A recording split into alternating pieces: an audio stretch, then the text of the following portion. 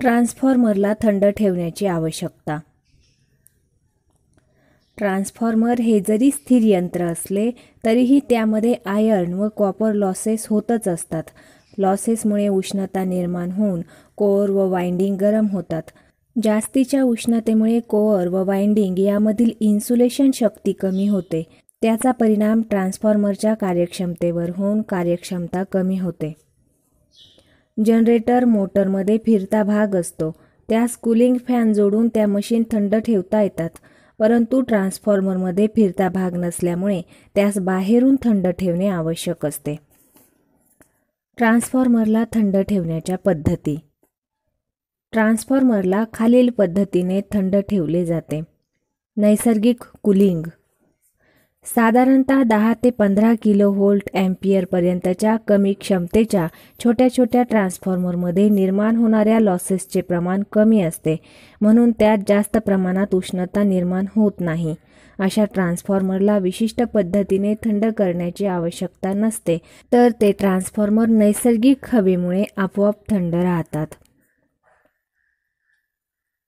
Oil cooling. ह्या पद्धतीमध्ये transformer थंड ठेवण्यासाठी एका टँकमध्ये ट्रान्सफॉर्मर ऑइल भरून त्यामध्ये ट्रान्सफॉर्मर ठेवला जातो. आतील वाइंडिंगचे टोके टँकच्या बाहेर काढलेले असतात. टँकच्या बाहेरून कूलिंग पाईप जोडलेले असतात. टँकमध्ये भरलेले ट्रान्सफॉर्मर ऑइल 2 प्रकारचे कार्य करते. एक म्हणजे वाइंडिंग व कोअर यामध्ये इन्सुलेशन म्हणून आणि दुसरे कार्य म्हणजे ट्रान्सफॉर्मर थंड ठेवण्यास मदत करणे हे होय. ट्रान्सफॉर्मर कार्य करीत असताना टँकमधील ऑइल जास्त उष्णतेमुळे गरम होऊन हलके होते. हलके झालेले ऑइल वर जाते, तेथून पाईपमध्ये येते. बाहेरील नैसर्गिक हवेमुळे पाईप थंड होऊन आतील ऑइल सुद्धा थंड होते. थंड झालेले ऑइल जड होऊन पाईपमार्फत टँकच्या तळाला येते. असे चक्र सतत चालू राहून ट्रान्सफॉर्मर थंड राखला जातो. ही पद्धत अधिक कार्यक्षम बनवण्यासाठी टँकचे पृष्ठफळ वाढावे म्हणून ट्रान्सफॉर्मरची टँक सरळ पत्र्यापासून न बनवता नागमोडी वळणाच्या पत्र्यापासून तयार केली जाते. टँकचे पृष्ठफळ जास्त असल्यास ट्रान्सफॉर्मरमध्ये निर्माण झालेली उष्णता टँकच्या पृष्ठभागामध्ये येते आणि त्या उष्णतेचे लवकर उत्सर्जन होऊन ट्रान्सफॉर्मर लवकर थंड होण्यास मदत होते.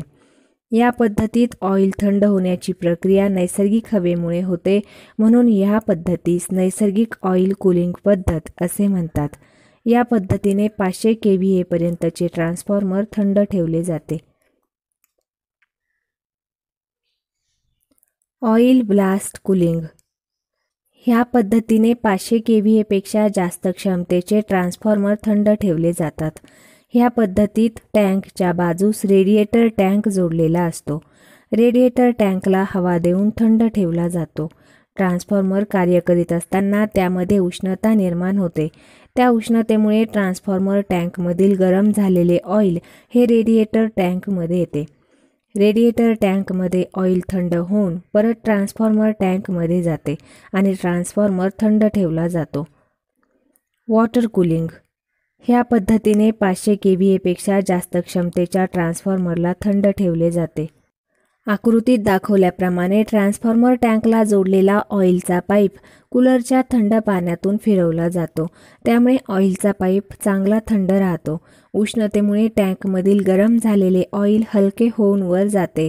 तेथून ते ऑइल पाईपमध्ये येते. पाईप थंड पाण्याने थंड केलेला असतो, म्हणून आतील ऑइल थंड होते आणि ट्रान्सफॉर्मर थंड ठेवला जातो. Forced air blast cooling. ज्या ठिकाणी पाण्याची व्यवस्था नसते त्या ठिकाणी ह्या पद्धतीने ट्रान्सफॉर्मर थंड ठेवला जातो. आकृतीत दाखवल्याप्रमाणे ट्रान्सफॉर्मरला एका बाजूने एअर ब्लोअरच्या साहाय्याने हवेचा झोत सोडून ट्रान्सफॉर्मर थंड ठेवला जातो. ही पद्धत इनडोअर सबस्टेशनमध्ये वापरली जाते. ट्रान्सफॉर्मरचे रेटिंग. DC मशीनचे आउटपुट नेहमी किलोवॅटमध्ये दिलेले असते, परंतु अल्टरनेटर व ट्रान्सफॉर्मर सारख्या AC मशीनचे आउटपुट रेटिंग नेहमी किलोवॅटमध्ये न सांगता किलोव्होल्ट अँपिअरमध्ये सांगितले जाते. कारण किलोवॅट = kVA × पॉवर फॅक्टर अशी खरी पॉवर असते. ह्यापैकी पॉवर फॅक्टर हा त्या यंत्रावर जोडण्यात येणाऱ्या लोडवर अवलंबून असतो. म्हणून पॉवर फॅक्टर विचारात न घेता फक्त व्होल्टेज व करंट यांचाच विचार करून यंत्राची आउटपुट रेटिंग सांगितली जाते. केव्हीए म्हणजे AC मशीनकडून विशिष्ट परिस्थितीत व सुरक्षितपणे मिळणारी जास्तीत जास्त पॉवर होय. लोडचा पॉवर फॅक्टर युनिटी ठेवूनच ही पॉवर जास्तीत जास्त मिळवता येते. युनिटीपेक्षा कमी पॉवर फॅक्टर असल्यास त्या यंत्राकडून जास्तीत जास्त पॉवर मिळण्यापेक्षा कमी पॉवर मिळते. Voltage regulation.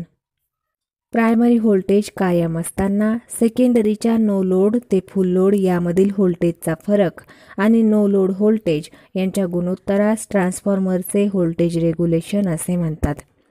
Regulation is equal to no load voltage minus full load voltage upon no load voltage. Percentage regulation is equal to ES minus VS upon ES into 100, जेथे ES is equal to secondary no load voltage आणि VS is equal to secondary full load voltage. Auto transformer. हा transformer self इंडक्शननुसार कार्य करतो. ह्या ट्रान्सफॉर्मरमध्ये फक्त एकच वाइंडिंग असते.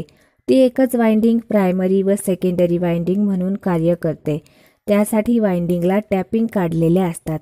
टॅपिंगच्या साहाय्याने वाइंडिंगचा काही भाग प्रायमरीसाठी व काही भाग सेकंडरीसाठी उपयोगात आणला जातो.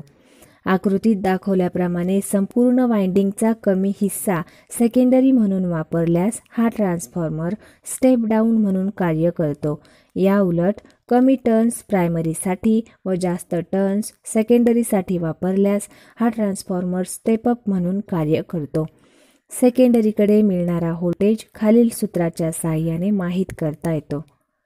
Secondary voltage V2 is equal to सेकंडरीसाठी वापरलेले turns N2 into supply voltage V1 upon वाइंडिंगचे एकूण टर्न्स N. ॲटो ट्रान्सफॉर्मरचे फायदे. 2 वाइंडिंग असलेल्या ट्रान्सफॉर्मरपेक्षा ॲटो ट्रान्सफॉर्मरचे खालील फायदे मिळतात. ॲटो ट्रान्सफॉर्मरमध्ये फक्त एकच वाइंडिंग असते. एकच वाइंडिंगमुळे कॉपरची बचत होते. किमतीने स्वस्त असतो. सारख्याच रेटिंगसाठी इतर ट्रान्सफॉर्मरपेक्षा आकाराने लहान असतो. जागा कमी लागते.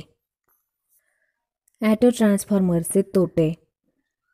प्रायमरी व सेकंडरी वाइंडिंग विद्युतदृष्ट्या वेगवेगळ्या नसल्यामुळे एखादे वेळी ब्रेकडाऊन झाल्यास म्हणजेच सेकंडरी बाजूकडील एखादे टोक ओपन झाल्यास लो व्होल्टेज बाजूला मोठा शॉक बसण्याची शक्यता असते. तसेच या ट्रान्सफॉर्मरच्या साहाय्याने जास्त प्रमाणात व्होल्टेजमध्ये बदल करता येत नाही. ॲटो ट्रान्सफॉर्मरचे उपयोग. जेथे ट्रान्सफॉर्मेशन रेशिओ K हा जवळपास 1 असतो अशा ठिकाणी ह्या ट्रान्सफॉर्मरचा उपयोग केला जातो. उदाहरणार्थ 3 फेज मोटार चालू करण्यासाठी वापरण्यात येणाऱ्या स्टार्टरमध्ये, AC फीडर लाईनमधील व्होल्टेज ड्रॉप भरून काढण्यासाठी बूस्टर म्हणून, स्टॅबिलायझर म्हणून, इलेक्ट्रिक रेल्वे लोकोमोटिव्हमध्ये नियंत्रक साधन म्हणून ह्या ट्रान्सफॉर्मरचा उपयोग केला जातो. Instrument transformer. इन्स्ट्रुमेंट ट्रान्सफॉर्मर म्हणजे स्टेप अप किंवा स्टेप डाऊन ट्रान्सफॉर्मरच होय, परंतु त्याच्या सेकंडरीला कमी रेंजचे व्होल्टमीटर किंवा ॲममीटर जोडलेले असते. याचा उपयोग HT लाईनचा करंट व व्होल्टेज मोजण्यासाठी केला जातो. HT लाईनचा करंट मोजण्यासाठी करंट ट्रान्सफॉर्मर व व्होल्टेज मोजण्यासाठी पोटेन्शियल ट्रान्सफॉर्मर वापरला जातो. करंट ट्रान्सफॉर्मर CT हा एक स्टेप अप ट्रान्सफॉर्मर आहे. आकृतीत दाखवल्याप्रमाणे याची प्रायमरी वाइंडिंग जाड तारेची व अगदी कमी वेढ्यांची 1 किंवा 2 तार, काही ठिकाणी फक्त एकच वेढ्यांची तयार केलेली असते. प्रायमरी HT लाईनच्या सिरीजमध्ये जोडावयाची असते. सेकंडरी वाइंडिंग बारीक तारेची व जास्त वेढ्यांची बनवलेली असते. सेकंडरीस एक लो रेंजचा मीटर जोडून त्याची एक बाजू अर्थ केलेली असते. ॲमीटर जरी कमी रेंजचा असला तरी त्याची स्केल मात्र ट्रान्सफॉर्मरच्या रेशिओ प्रमाणात विभागणी केलेली असते. करंट ट्रान्सफॉर्मरची कार्यपद्धत. प्रायमरी HT लाईनच्या सिरीजमध्ये असल्यामुळे लाईनचा सर्व करंट प्रायमरीमधून वाहतो, त्यामुळे प्रायमरी भोवती फ्लक्स निर्माण होतात. प्रायमरी भोवती निर्माण झालेल्या फ्लक्स सेकंडरीकडून कापल्या जातात.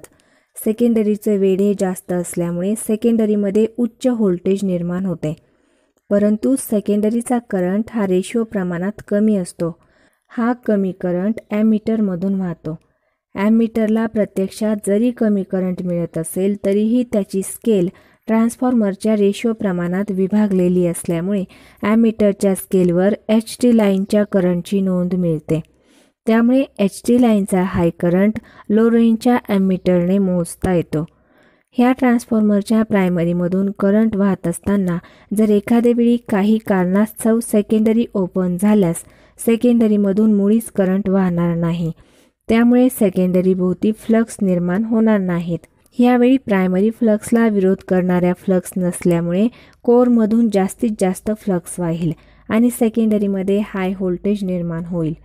हाय व्होल्टेजमुळे कोअर व वाइंडिंग यामधील इन्सुलेशन टिकाव धरणार नाही. कोअर खूपच गरम होईल. उष्णतेमुळे कोअरचा चुंबकीय गुण कायमचा नाहीसा होईल. असे होऊ नये म्हणून करंट ट्रान्सफॉर्मरची सेकंडरी कधीही उघडी न ठेवता त्यास ॲमीटर जोडून शॉर्ट केले जाते. अचानकपणे ॲमीटरसुद्धा ओपन होऊन वरीलप्रमाणे धोका होण्याचा संभव नाहीसा करण्यासाठी सुरक्षिततेच्या दृष्टिकोनातून ॲमीटरची एक बाजू नेहमी अर्थ केलेली असते. जेव्हा ॲमीटर काढला जातो तेव्हा CTचे दोन्ही टर्मिनल शॉर्ट केले पाहिजे. पोटेन्शियल ट्रान्सफॉर्मर PT हा स्टेप डाऊन ट्रान्सफॉर्मर आहे. ह्याची रचना शेल टाईप असून प्रायमरी बारीक तारेची व जास्त वेढ्यांची बनवलेली असते. ही प्रायमरी HT लाईनच्या पॅरलल जोडावयाची असते आणि सेकंडरीस एक लो रेंजचा व्होल्टमीटर जोडलेला असतो. साधारणपणे सेकंडरीचे व्होल्टेज 110 व्होल्टपर्यंत स्टेप डाऊन केलेले असते. प्रायमरी HT लाईनच्या पॅरलल जोडल्यानंतर प्रायमरीच्या फ्लक्स सेकंडरीकडून कापल्या जातात.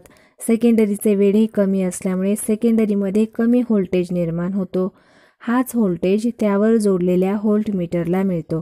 प्रत्यक्षात व्होल्टमीटरला कमी व्होल्टेज मिळतो, परंतु त्याची स्केल ट्रान्सफॉर्मरच्या रेशो प्रमाणात विभागणी केलेली असल्यामुळे मीटरच्या स्केलवर HT लाईनच्या व्होल्टेजची नोंद मिळते. त्यामुळे HT लाईनचा व्होल्टेज लो रेंजच्या व्होल्टमीटरने मोजता येतो. करंट ट्रान्सफॉर्मर व पोटेन्शियल ट्रान्सफॉर्मरचा उपयोग. HT लाईनचा करंट, व्होल्टेज व पॉवर मोजण्यासाठी करंट ट्रान्सफॉर्मर व पोटेन्शियल ट्रान्सफॉर्मरचा उपयोग होतो.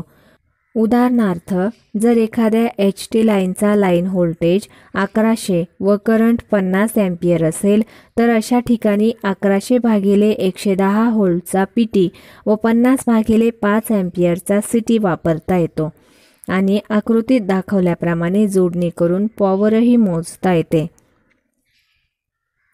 3 फेज ट्रान्सफॉर्मर. AC सिंगल फेजपेक्षा 3 फेज पद्धतीचे फायदे अनेक असल्यामुळे सध्याला 3 फेजचीच निर्मिती करून 3 फेज पॉवरचे ट्रान्समिशन व डिस्ट्रीब्युशन केले जाते. म्हणून 3 फेजसाठी स्वतंत्र 3 फेज ट्रान्सफॉर्मरची रचना केली जाते.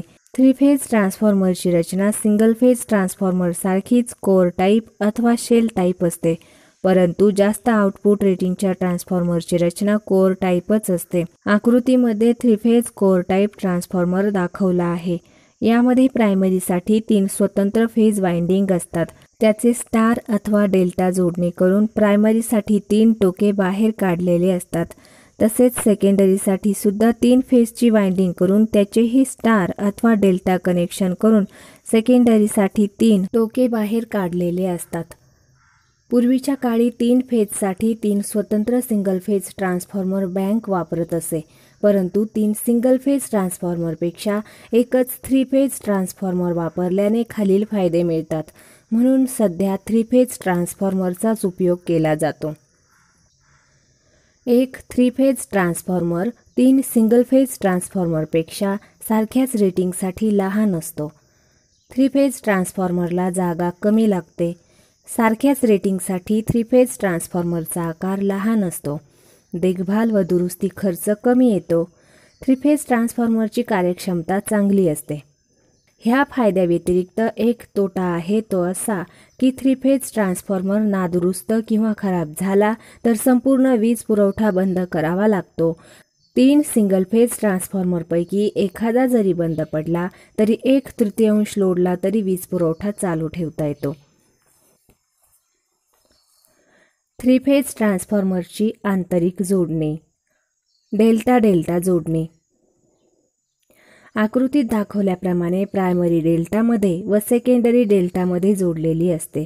डेल्टामध्ये लाईन व्होल्टेज व फेज व्होल्टेज सारखेच असते आणि फेज करंट हा लाईन करंटच्या √3 पटीने कमी असतो. त्यामुळे वाइंडिंगला दर व्होल्ट गणिक जास्त टर्न द्यावे लागतात. ह्या जोडणीमध्ये सेकंडरीमध्ये मिळणारा फेज व्होल्टेज हा ट्रान्सफॉर्मरच्या रेशो प्रमाणात मिळतो. ही जोडणी कमी व्होल्टेजच्या ट्रान्सफॉर्मरमध्ये केली जाते. स्टार स्टार जोडणी. आकृतीत दाखवल्याप्रमाणे ह्या जोडणीत प्रायमरी व सेकंडरी स्टारमध्ये जोडली जाते. स्टारमध्ये फेज व्होल्टेज हा लाईन व्होल्टेजच्या √3 पटीने कमी असतो, म्हणून दर व्होल्ट गणिक कमी वेढे लागतात. ही जोडणी जास्त व्होल्टेजच्या ट्रान्सफॉर्मरमध्ये केली जाते. डेल्टा स्टार जोडणी. आकृतीमध्ये दाखवल्याप्रमाणे ह्या जोडणीमध्ये प्रायमरी डेल्टा व सेकंडरी स्टारमध्ये जोडली जाते. ही जोडणी स्टेप डाऊन डिस्ट्रीब्यूशन ट्रान्सफॉर्मरमध्ये केली जाते. स्टार डेल्टा जोडणी. आकृतीमध्ये दाखवल्याप्रमाणे ह्या जोडणीमध्ये प्रायमरी स्टार व सेकंडरी डेल्टामध्ये जोडलेली असते. ही जोडणी जनरेटिंग स्टेशनजवळ बसवलेल्या स्टेप अप ट्रान्सफॉर्मरमध्ये केली जाते. स्कॉट जोडणी. ह्या जोडणीस टी जोडणी असेही म्हणतात. ह्या जोडणीचा उपयोग AC 3 फेजचा सप्लाय घेण्यासाठी अथवा 2 फेजपासून 3 फेजचा सप्लाय घेण्यासाठी केला जातो. मुख्यतः ही जोडणी विद्युत भट्ट्यामध्ये केली जाते. ह्या जोडणीसाठी 2 सिंगल फेज ट्रान्सफॉर्मरची आवश्यकता असते. त्यापैकी एकास मेन ट्रान्सफॉर्मर तर दुसऱ्यास टीझर ट्रान्सफॉर्मर असे म्हणतात. मुख्य ट्रान्सफॉर्मरच्या प्रायमरीला मध्यभागी टॅपिंग काढलेली असते. ह्या टॅपिंगला टीझर ट्रान्सफॉर्मरच्या प्रायमरीचे एक टोक जोडलेले असते. मुख्य ट्रान्सफॉर्मरच्या प्रायमरीचे 2 टोके व टीझर ट्रान्सफॉर्मरच्या प्रायमरीचे एक टोक यांना 3 फेज सप्लाय दिला जातो.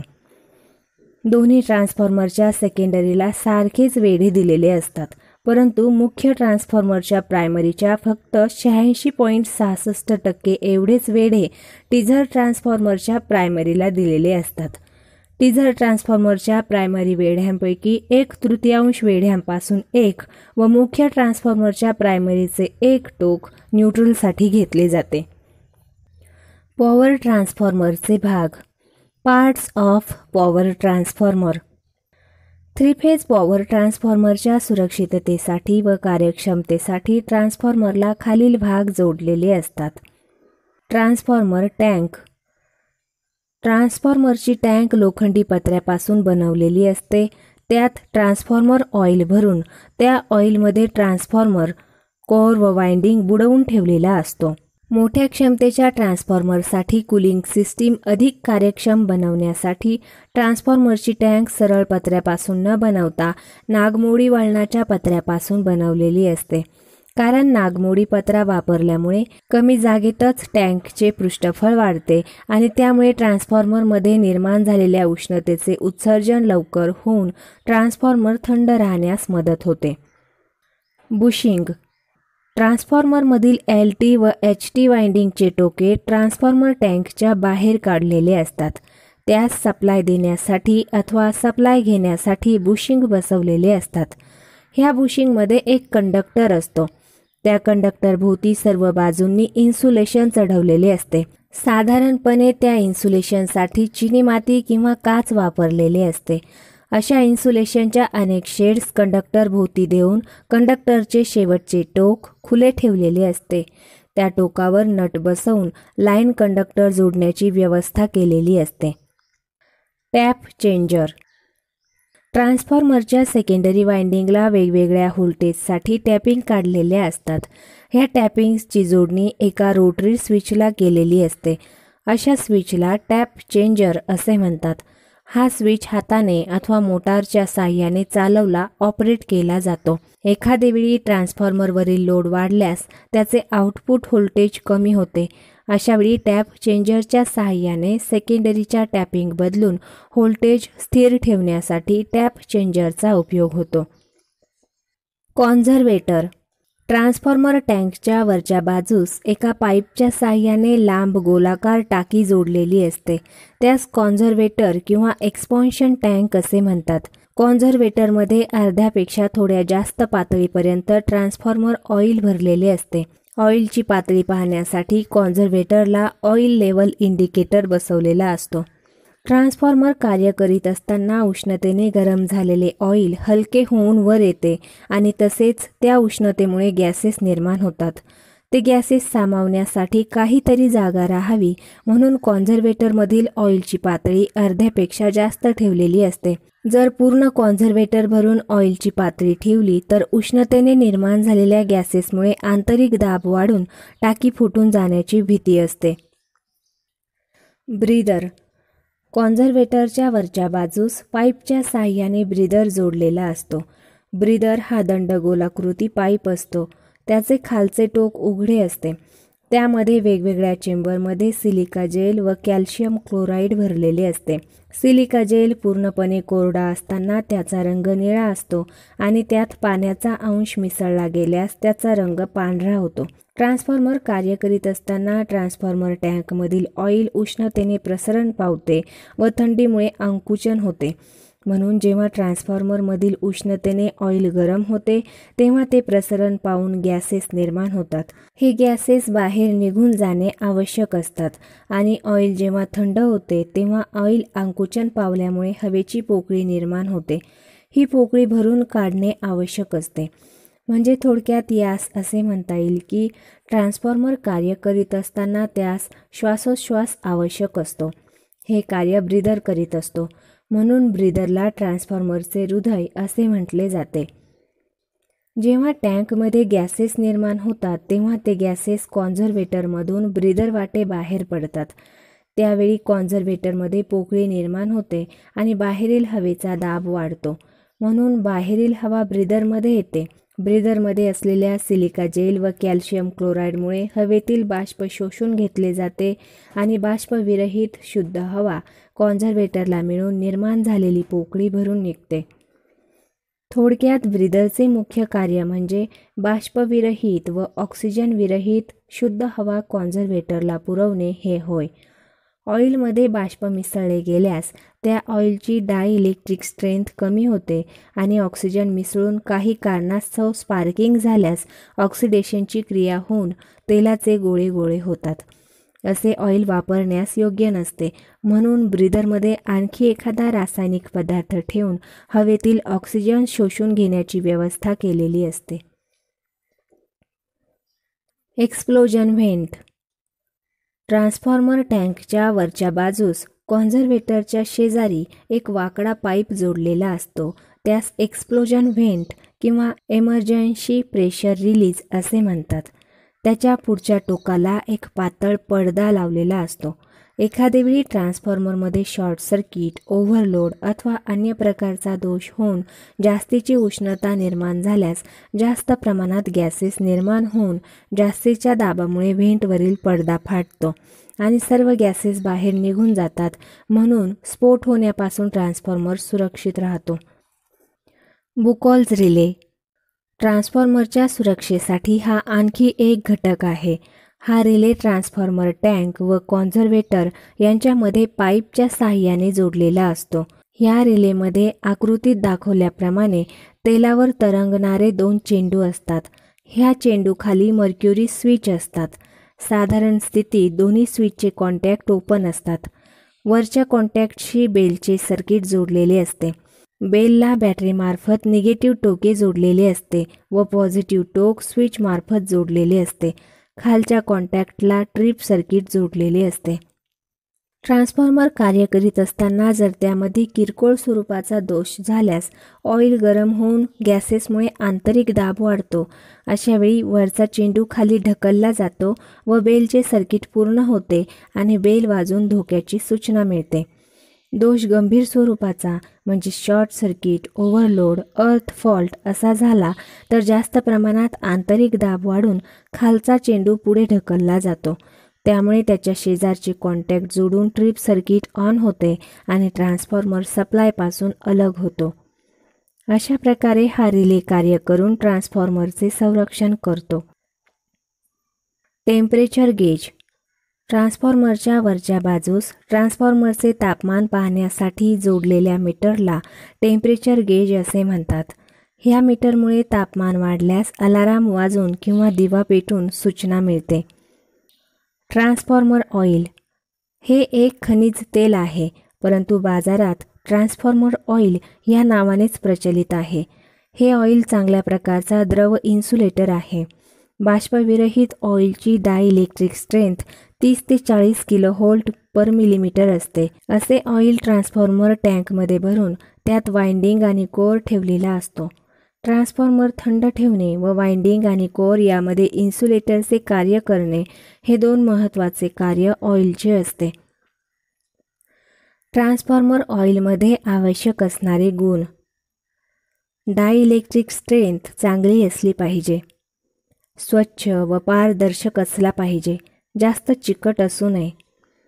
फ्लॅश पॉईंट उच्च असला पाहिजे. चांगल्या ऑइलचा फ्लॅश पॉईंट 104°C ग्रेड असतो. विशिष्ट घनता कमी असली पाहिजे. चांगल्या ऑइलची विशिष्ट घनता 27°C ग्रेडवर 0.89 ग्रॅम पर घन सेंटीमीटर एवढी असते. आर्द्रता शोषून घेणारा नसावा. गाळ धरणारा नसावा.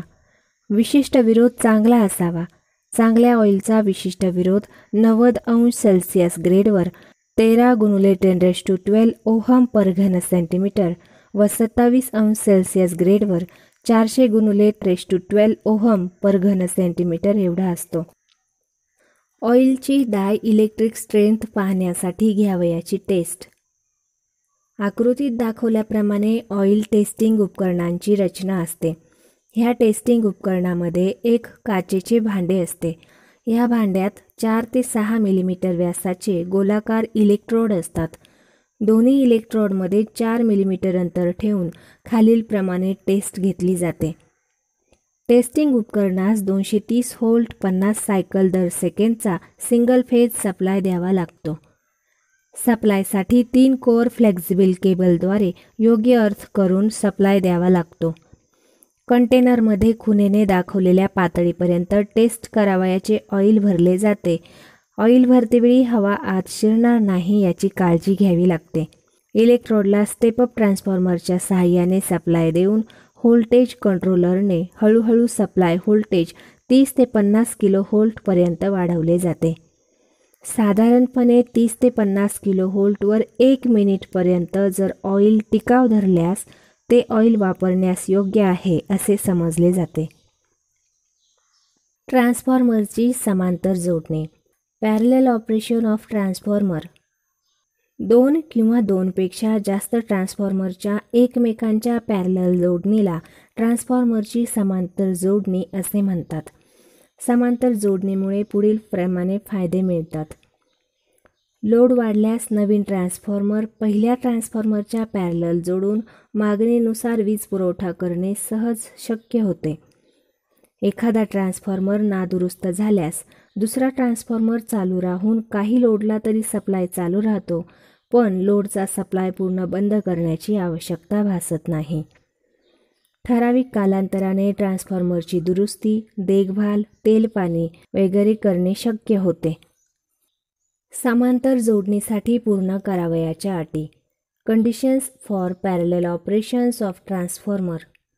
2 किंवा 2पेक्षा जास्त ट्रान्सफॉर्मर पॅरलल जोडण्यापूर्वी खालील अटी काटेकोरपणे पाळल्या पाहिजेत.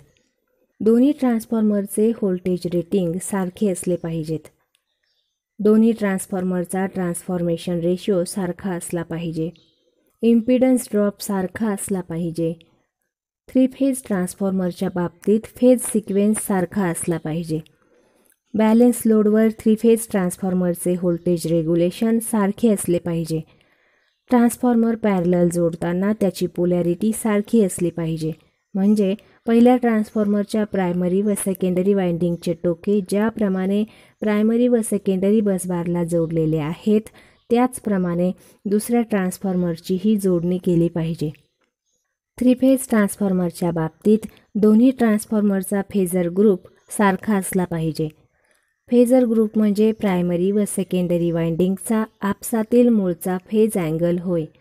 हा फेजर ग्रुप सारखा येण्यासाठी खालील तक्त्यात दाखवलेले ट्रान्सफॉर्मर्स हे समांतर जोडणीसाठी योग्य असतात. Main transformer star star, incoming transformer delta delta. Main transformer star delta, incoming transformer delta star. Main transformer delta star, incoming transformer star delta. Main transformer star star, incoming transformer star star. Main transformer delta delta, incoming transformer delta delta. खालील तक्त्यात दाखवलेल्या ग्रुपचे transformers समांतर जोडणीसाठी योग्य नसतात. Main transformer star star, incoming transformer star delta. Main transformer delta delta, incoming transformer star delta. ट्रान्सफॉर्मरची polarity test. ट्रान्सफॉर्मरची पोलॅरिटी पाहण्यासाठी आकृतीत दाखवल्याप्रमाणे दोन्ही ट्रान्सफॉर्मरच्या प्रायमरी वाइंडिंग प्रायमरी बसबारला जोडाव्या. ट्रान्सफॉर्मरचे रेटिंग व्होल्टेज जेवढे आहे त्यापेक्षा दुप्पट क्षमतेचे व्होल्टमीटर सर्किटमध्ये दाखवल्याप्रमाणे जोडावे. नंतर प्रायमरी बसबारचा सप्लाय चालू करावा. जर व्होल्टमीटर 0 रीडिंग दाखवत असेल तर सेकंडरीचे शॉर्ट केलेले टोके सारखीच आहेत असे समजावे. परंतु जर व्होल्टमीटर हे रेटिंग व्होल्टेजच्या दुप्पट रीडिंग दाखवत असेल तर सेकंडरी शॉर्ट केलेले टोके वेगवेगळे आहेत असे समजून समांतर जोडणी करतेवेळी सारख्याच पोलॅरिटीने सेकंडरी बसबारला जोडावे. अशा समांतर जोडणीसाठी आवश्यक असणाऱ्या अटींची पूर्तता केल्यानंतर आकृतीत दाखवल्याप्रमाणे समांतर जोडणी करावी. ट्रान्सफॉर्मर डीसीवर जोडला असता. डीसी सप्लायमध्ये फ्रिक्वेन्सी नसते, त्यामुळे ट्रान्सफॉर्मरच्या प्रायमरीला रेटेड व्होल्टेज एवढा डीसी सप्लाय दिला असता फक्त सर्किटचा स्विच ऑन किंवा ऑफ केला असता इंडक्शनची क्रिया होते. अन्य वेळी म्हणजे वाइंडिंगमधून करंट वाहत असताना चुंबकीय बदल होत नाही, म्हणून सप्लाय व्होल्टेजला विरोध करणारा काउंटर EMF निर्माण होत नाही. शिवाय वाइंडिंग ही डीसीवर इंडक्टन्सचे कार्य न करता फक्त रेझिस्टन्स म्हणून कार्य करते. वाइंडिंगचा रेझिस्टन्स हा फारच कमी असल्यामुळे वाइंडिंगमधून करंट वाहतो आणि जास्तीच्या करंटमुळे ट्रान्सफॉर्मर जळण्याची शक्यता असते. Distribution transformer. जे ट्रान्सफॉर्मर डिस्ट्रीब्युशनमध्ये वापरले जातात आणि त्यावर लोड असो अथवा नसो तरीही त्याची प्रायमरी 24 तासही सप्लायशी जोडलेली असते त्यास डिस्ट्रीब्युशन ट्रान्सफॉर्मर असे म्हणतात. असे ट्रान्सफॉर्मर साधारणतः 500 kVA पर्यंत रेटिंगचे असतात. ह्याची प्रायमरी 24 तास सप्लायशी जोडलेली असल्यामुळे ह्यामध्ये नेहमीसाठी आयर्न लॉसेस होतच असतात. त्यामुळे हा ट्रान्सफॉर्मर 50% लोडवर सुद्धा जास्तीत जास्त कार्यक्षमता द्यावी अशीच याची बनावट केलेली असते. अशा ट्रान्सफॉर्मरचा उपयोग ट्रान्समिशन व्होल्टेजला डिस्ट्रीब्युशन व्होल्टेजपर्यंत किंवा डिस्ट्रीब्युशन व्होल्टेजला सर्व्हिस व्होल्टेजपर्यंत 11 किलोव्होल्टचे 440 व्होल्टमध्ये स्टेप डाऊन करण्यासाठी केला जातो. Power transformer. जे ट्रान्सफॉर्मर जनरेटिंग स्टेशनमध्ये अथवा एखाद्या कारखान्याच्या सबस्टेशनमध्ये ट्रान्समिशन लाईनच्या शेवटी स्टेप अप अथवा स्टेप डाऊन म्हणून वापरले जातात त्यास पॉवर ट्रान्सफॉर्मर असे म्हणतात. असे ट्रान्सफॉर्मर 500 kVA पेक्षा जास्त रेटिंगचे असतात. ज्यावेळी लोड नसेल त्यावेळी बंद किंवा लोड वाढल्यास चालू केले जातात, म्हणून असे ट्रान्सफॉर्मर पूर्ण लोडवरच जास्तीत जास्त कार्यक्षमता देऊ शकतील अशी याची बनावट केलेली असते. पॉवर ट्रान्सफॉर्मर व डिस्ट्रीब्युशन ट्रान्सफॉर्मर असे नाव फक्त व्यावहारिकदृष्ट्या ट्रान्सफॉर्मरच्या वापरावरून पडलेले आहे. पॉवर ट्रान्सफॉर्मर व डिस्ट्रीब्युशन ट्रान्सफॉर्मर यातील फरक. पॉवर ट्रान्सफॉर्मर हा डेल्टा डेल्टा किंवा स्टार स्टार जोडणीचा असतो. डिस्ट्रीब्युशन ट्रान्सफॉर्मरची प्रायमरी डेल्टा व सेकंडरी स्टार पद्धतीने जोडलेली असते आणि त्याचा स्टार पॉइंट अर्थ केला जातो. पॉवर ट्रान्सफॉर्मर हा 500 kVA पेक्षा जास्त रेटिंगचा असतो. डिस्ट्रीब्युशन ट्रान्सफॉर्मर हा 500 kVA पर्यंत रेटिंगचा असतो. पॉवर ट्रान्सफॉर्मर हा लोडनुसार आवश्यकतेप्रमाणे उपयोगात आणला जातो. डिस्ट्रीब्युशन ट्रान्सफॉर्मर लोड असो अथवा नसो ह्याची प्रायमरी नेहमीसाठी सप्लायशी जोडलेली असते. पॉवर ट्रान्सफॉर्मरची ऑल डे कार्यक्षमता जास्त असते. डिस्ट्रीब्युशन ट्रान्सफॉर्मरची ऑल डे कार्यक्षमता कमी असते. पॉवर ट्रान्सफॉर्मर हा फुल लोडवरच कार्यक्षमता जास्त राहावी अशी याची बनावट केलेली असते. डिस्ट्रीब्युशन ट्रान्सफॉर्मर कमी लोडवरही कार्यक्षमता चांगली राहावी अशीच बनावट केलेली असते. पॉवर ट्रान्सफॉर्मरचे व्होल्टेज रेग्युलेशन कमी असते. डिस्ट्रीब्युशन ट्रान्सफॉर्मरचे व्होल्टेज रेग्युलेशन जास्त असते. पॉवर ट्रान्सफॉर्मरला देखभालीची गरज कमी असते. डिस्ट्रीब्युशन ट्रान्सफॉर्मरला जास्त देखभाल करावी लागते. पॉवर ट्रान्सफॉर्मर जागा जास्त व्यापतो. डिस्ट्रीब्युशन ट्रान्सफॉर्मर कमी जागा व्यापतो. पॉवर ट्रान्सफॉर्मरमध्ये कूलिंगचा खर्च जास्त येतो.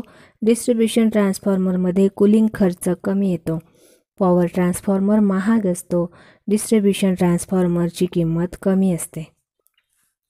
पॉवर ट्रान्सफॉर्मरची देखभाल. पॉवर ट्रान्सफॉर्मरची कार्यक्षमता व जीवनमान वाढवण्यासाठी खालीलप्रमाणे त्याची देखभाल करावी लागते. दैनिक देखभाल.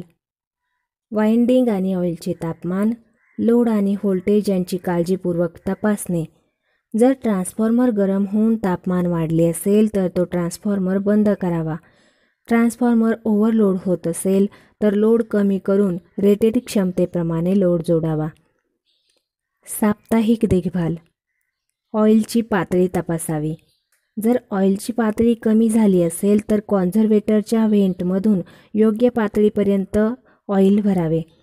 नवीन ऑइल भरतेवेळी ते पाण्याचा अंश नसलेले असावे व त्याची डायइलेक्ट्रिक स्ट्रेंथ चांगली असावी. असे शुद्ध ऑइल भरल्यानंतर ते कोठून लिकेज होत नाही याची पाहणी करून ऑइल लिकेज संबंधी योग्य ती दुरुस्ती करावी. मासिक देखभाल. एक्सप्लोजन व्हेंट, ब्रीदरची डिहायड्रेटिंग, बुकॉल्स रिले इत्यादीची देखभाल दर महिन्याला करावी. जर एक्सप्लोजन व्हेंटचा पडदा फाटला असेल तर नवीन पडदा टाकावा.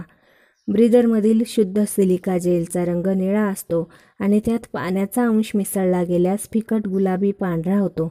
म्हणून जर सिलिका जेल फिकट गुलाबी पांढरा झाल्यास तसे सिलिका जेल बदलून नवीन बदलावा. तसेच दर महिन्याला बुकॉल्स रिलेची तपासणी करून त्यातील कॉन्टॅक्ट्स व फ्लोट्स तपासून पाहावे. तिमाही देखभाल. दर 3 महिन्याला बुशिंगची विद्युत व यांत्रिक तपासणी करावी. जर क्रॅक वगैरे झाल्यास नवीन बुश टाकावे. 6 माही देखभाल. ऑइलची तपासणी, कूलिंग सिस्टीमची तपासणी करावी. दर 6 महिन्याला ऑइलची डायइलेक्ट्रिक स्ट्रेंथ तपासून पाहावी.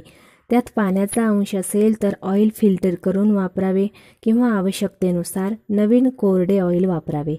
कूलिंग सिस्टीममधील कूलिंग फॅन, गिअर बॉक्स, बेअरिंगचे लुब्रिकेशन, इतर कॉन्टॅक्ट्स तपासून आवश्यक ती दुरुस्ती करावी.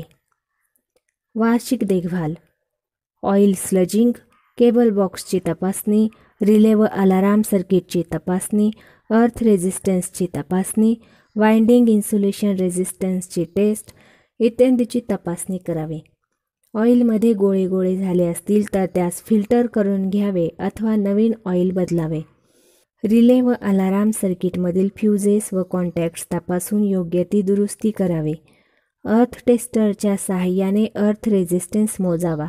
जर अर्थ रेझिस्टन्स जास्त असेल तर तो कमी करण्याविषयी योग्य ती उपाययोजना करावी. मेगरच्या साहाय्याने वाइंडिंगचा इन्सुलेशन रेझिस्टन्स मोजावा.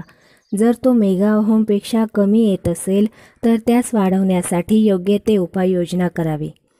पंचवार्षिक देखभाल.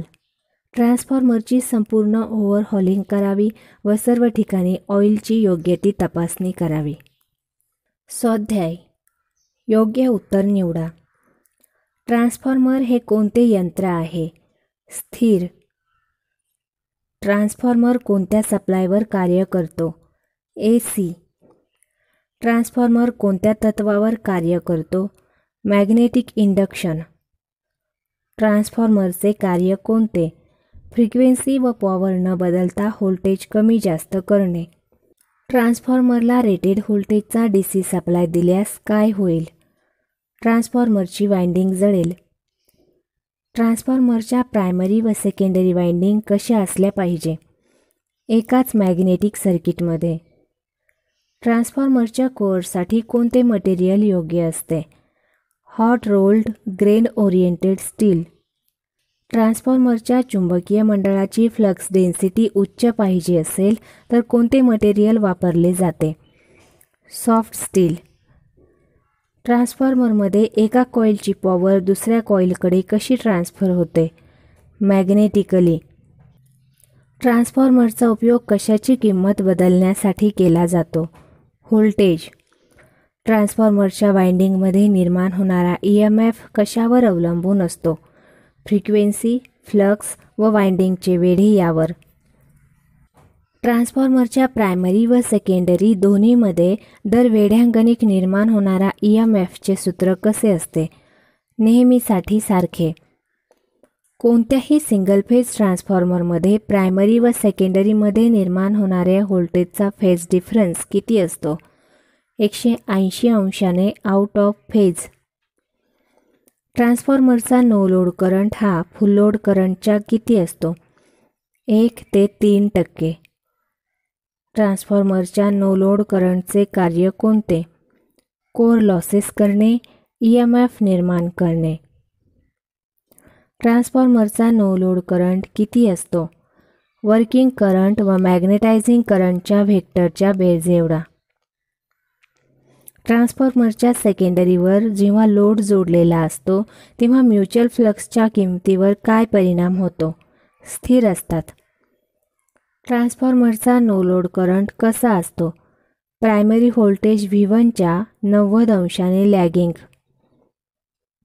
ट्रान्सफॉर्मरचा नो लोड करंट हा प्रायमरी व्होल्टेजच्या प्रत्यक्षपणे जवळपास किती अंशाने लॅगिंग असतो? 85 अंश. ट्रान्सफॉर्मरच्या सेकंडरीवर लोड जोडला असता प्रायमरी किती करंट घेईल? नो लोड करंट व प्रायमरी बॅलन्सिंग करंट यांच्या व्हेक्टरच्या बेरजे एवढा. ट्रान्सफॉर्मरचे प्रकार कोणते आहेत? Core type, shell type, Berry type. Shell type ट्रान्सफॉर्मरच्या रचनेत कोणता फायदा आहे? कोर टाईपच्या तुलनेत टर्न्स पर व्होल्ट कमी लागतात. ट्रान्सफॉर्मरच्या प्रायमरीला कमी व्होल्टेज दिल्यास सेकंडरीकडून त्यापेक्षा जास्त व्होल्टेज मिळत असेल तर त्या ट्रान्सफॉर्मरला कोणता ट्रान्सफॉर्मर म्हणतात? Step up. स्टेप अप ट्रान्सफॉर्मरची सेकंडरी प्रायमरीच्या तुलनेत कशी असते? प्रायमरीपेक्षा बारीक तारेची, जास्त वेढ्यांची. स्टेप डाऊन ट्रान्सफॉर्मरची सेकंडरी वाइंडिंग प्रायमरीच्या तुलनेत कशी असते? जाड तारेची, कमी वेढ्यांची. स्टेप अप ट्रान्सफॉर्मरचे कार्य कोणते? व्होल्टेज वाढवणे. ॲटो ट्रान्सफॉर्मरचा उपयोग कुठे केला जातो? कमी प्रमाणात व्होल्टेजमध्ये बदल करण्यासाठी. ॲटो ट्रान्सफॉर्मरचा उपयोग का केला जातो? सारख्याच आउटपुटसाठी कॉपरची बचत होते म्हणून. कोणत्या ट्रान्सफॉर्मरचा उपयोग इंडक्शन मोटारी चालू करण्यासाठी केला जातो? Auto transformer. कोणत्या ट्रान्सफॉर्मरच्या साहाय्याने हाय व्होल्टेज व करंट मोजण्यासाठी सुरक्षित किमतीपर्यंत कमी करून मोजता येते? Instrument transformer. इन्स्ट्रुमेंट ट्रान्सफॉर्मरमध्ये कोणकोणते ट्रान्सफॉर्मर्स येतात? Current transformer, potential transformer. ट्रान्सफॉर्मरचा कोर लॅमिनेट का केला जातो? कोर लॉसेस कमी करण्यासाठी. ट्रान्सफॉर्मरमध्ये कॉपर लॉसेस कशामुळे होतात? वाइंडिंगच्या रेझिस्टन्समुळे. ट्रान्सफॉर्मरमध्ये हिस्टेरिसिस लॉसेस कशामुळे होतात? चुंबकीय क्षेत्राच्या अदलाबदलमुळे. ट्रान्सफॉर्मरमध्ये एडी करंट लॉस कोणत्या भागात होतो? कोअरमध्ये. ट्रान्सफॉर्मरची कार्यक्षमता इतर AC मशीनच्या तुलनेत किती असते? 95 ते 98%. ट्रान्सफॉर्मरची कार्यक्षमता इतर AC मशीनच्या तुलनेत जास्त का असते? फ्रिक्शन व विंडेज लॉसेस होत नसल्यामुळे ट्रान्सफॉर्मरची कार्यक्षमता कोणत्या वेळी जास्तीत जास्त असते? जेव्हा कॉपर लॉसेस व आयर्न लॉसेस समान असतील. एका ट्रान्सफॉर्मरचे फुल लोडवरील कॉपर लॉसेस 1000 वॅट असतील तर त्या ट्रान्सफॉर्मरवरील लोड कमी करून 80% केला असता कॉपर लॉसेस किती असतील? 1000 गुणिले 80 भागिले 100चा वर्ग. एका ट्रान्सफॉर्मरचे आयर्न लॉसेस 400 वॅट्स आहेत. त्या ट्रान्सफॉर्मरवरील लोड वाढवून दुप्पट केला असता आयर्न लॉसेस किती वॅट होतील? 400.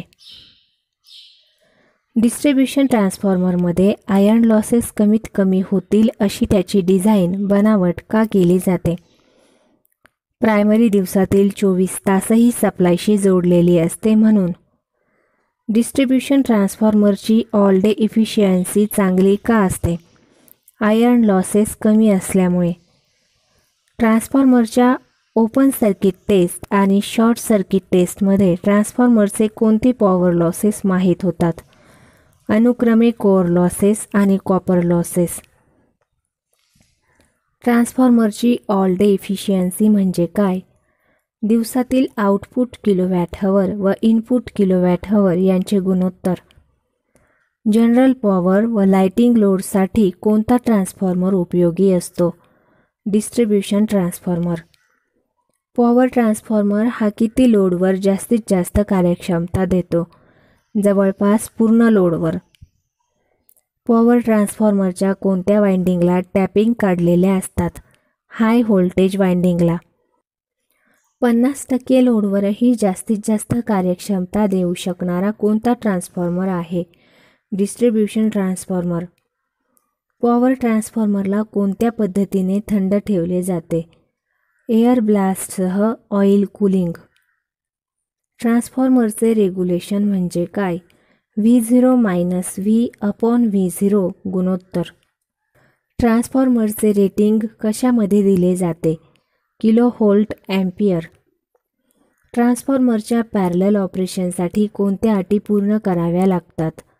शेकडा इम्पिडन्स ड्रॉप सारखा असला पाहिजे, व्होल्टेज रेशो सारखा असला पाहिजे आणि पोलॅरिटी सारखी असली पाहिजे. चूक किंवा बरोबर. ट्रान्सफॉर्मरच्या सेकंडरीमध्ये सेल्फ इंडक्शनमुळे EMF निर्माण होतो. चूक. ट्रान्सफॉर्मर हा फ्रिक्वेन्सी कमी जास्त करतो. चूक. कोअर टाईप ट्रान्सफॉर्मरमध्ये E प्रकारच्या स्टॅपिंग्ज वापरतात. चूक. कॉपर लॉसेस कमी करण्यासाठी लॅमिनेटेड कोअर बनवलेला असतो. चूक. हिस्टेरिसिस लॉस कमी करण्यासाठी कोअर हा सिलिकॉन स्टीलपासून बनवलेला असतो. बरोबर. सेल टाईप ट्रान्सफॉर्मरमध्ये प्रायमरी व सेकंडरी मधल्या लिंबवर बसवलेल्या असतात. बरोबर. ट्रान्सफॉर्मरमध्ये फ्रिक्शन व विंडेज लॉसेस होत नाहीत. बरोबर. ट्रान्सफॉर्मर हा म्युच्युअल इंडक्शनवर कार्य करतो. बरोबर. डिस्ट्रीब्युशन ट्रान्सफॉर्मर हा डेल्टा स्टार जोडणीचा असतो. बरोबर. डिस्ट्रीब्युशन ट्रान्सफॉर्मरच्या सेकंडरीचे व्होल्टेज 400 व्होल्ट असते. बरोबर. ट्रान्सफॉर्मरचा उपयोग फक्त स्टेप डाऊन ट्रान्सफॉर्मर म्हणून केला जातो. चूक. स्टेप अप ट्रान्सफॉर्मरच्या सहाय्याने फ्रिक्वेन्सी वाढवली जाते. चूक.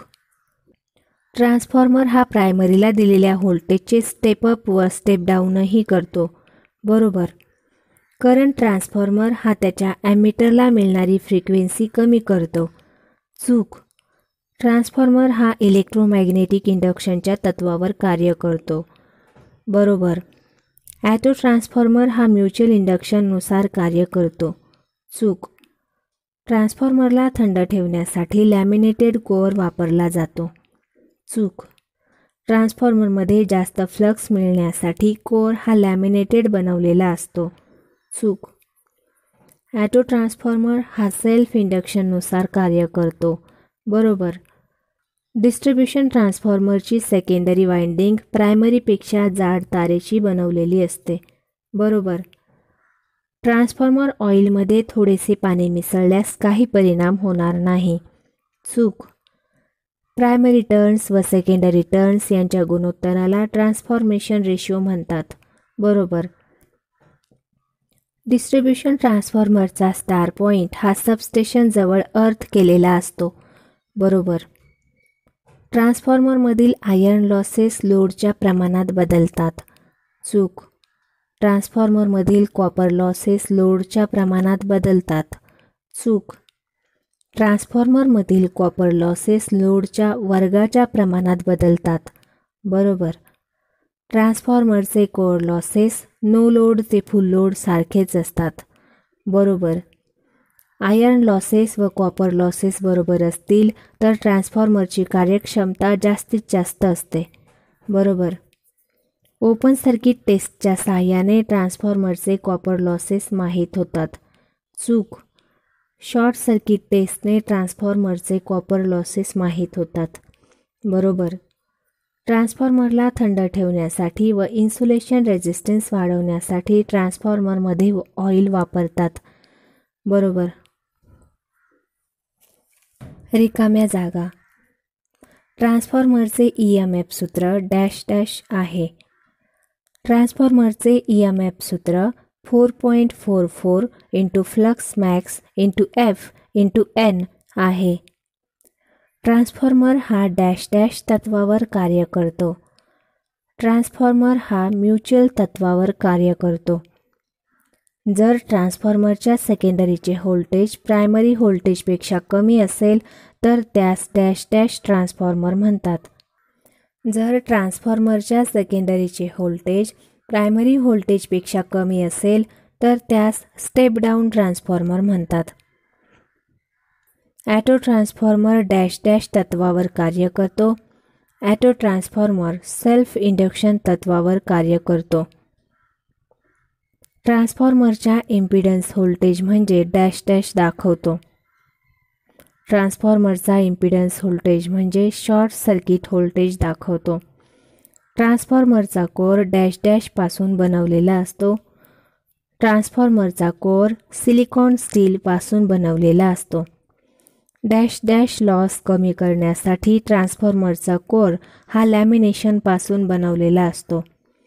एडी करंट लॉस कमी करण्यासाठी ट्रान्सफॉर्मरचा कोर हा लॅमिनेशन पासून बनवलेला असतो. ट्रान्सफॉर्मरचा कोर हा ग्रेन ओरिएंटेड लॅमिनेटेड शीट पासून बनवल्याने डॅश डॅश लॉस कमी होतो. ट्रान्सफॉर्मरचा कोर हा ग्रेन ओरिएंटेड लॅमिनेटेड शीट पासून बनवल्याने कोर लॉस कमी होतो.